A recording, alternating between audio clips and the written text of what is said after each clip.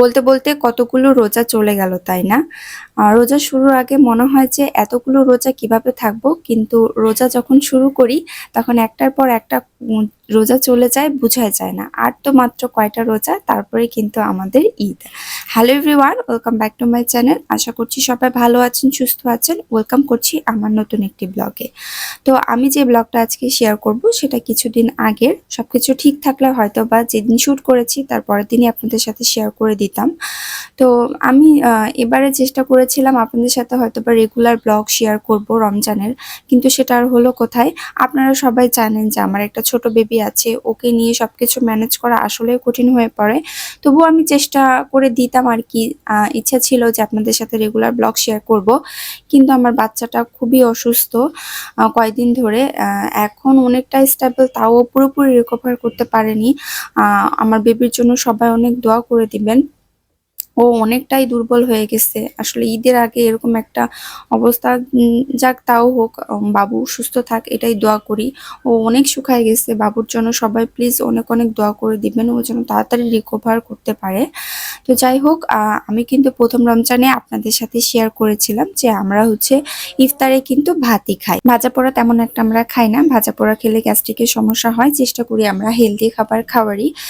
তো আমরা ওই যে বেশিরভাগ টাইমে আর কি ভাতই খাওয়া হয়। তো আজকে একটু প্ল্যান করলাম অন্যরকম ভাবে ইফতার করার, মানে ভুনা খিচুড়ি করব।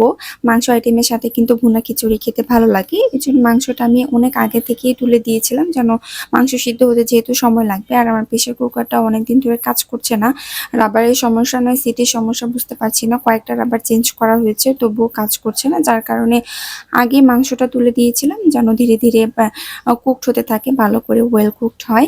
আর একটু বেগুন ভাজিও করব। আজকের বেগুনটা একদম পোকাওয়ালা ছিল, একটাও সাইজ মতো হয় নাই, সবগুলো সাইজ একদম হয়ে গেছে। একটা মনে হয় গোল চাকতির মতো করতে পারছি, বাদ বাকিগুলো সবগুলো এক একটা এক এক রকম সাইজের।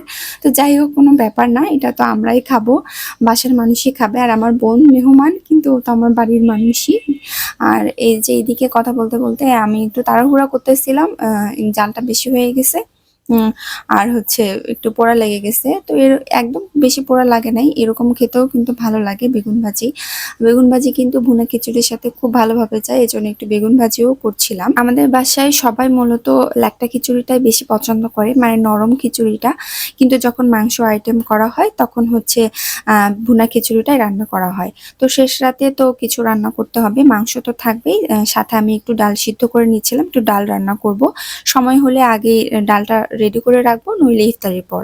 আর এদিকে আপনাদের সাথে আমি আগেও শেয়ার করেছি রিল আকারে যে দুধের সাথে বাদাম, খেজুর, চিয়া সিড আমরা মিশিয়ে, মানে ওভারনাইট সোক করে রেখে তারপরে ওটাকে খাই।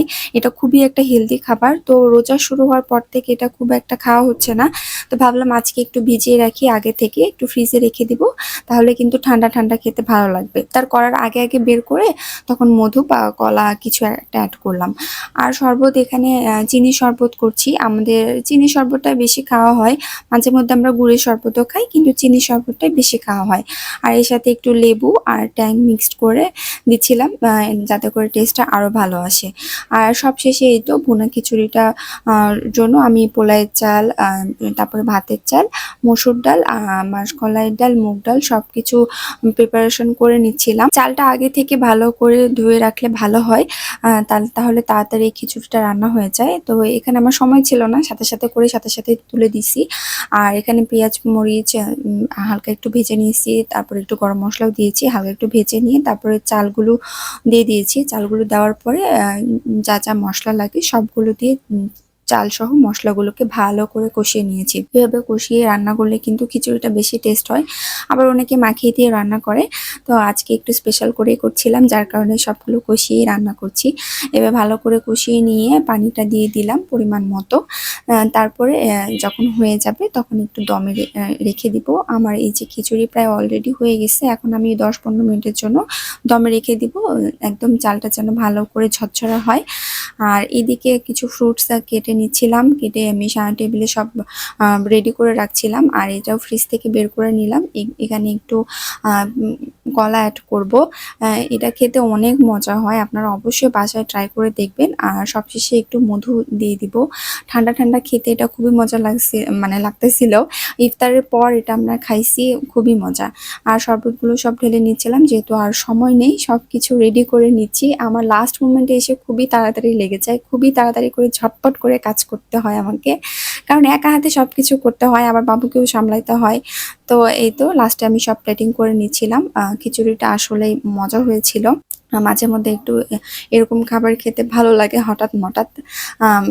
মাঝে মধ্যে আনহেলদি খাবার খেলে কিন্তু সমস্যা নেই, যদিও বা এটা আনহেলদি না, ভাজা পোড়া তো কিছুই নেই। এরকম মুখরোচক খাবার মাঝে মধ্যে খেতে ভালো লাগে। তো আজকের ভিডিওটা এই পর্যন্ত, সবাই ভালো থাকবেন। ভালো লেগে থাকলে আমার চ্যানেলটিকে সাবস্ক্রাইব করে দিবেন, পেজটিকে ফলো করে দিবেন। আল্লাহ হাফিজ।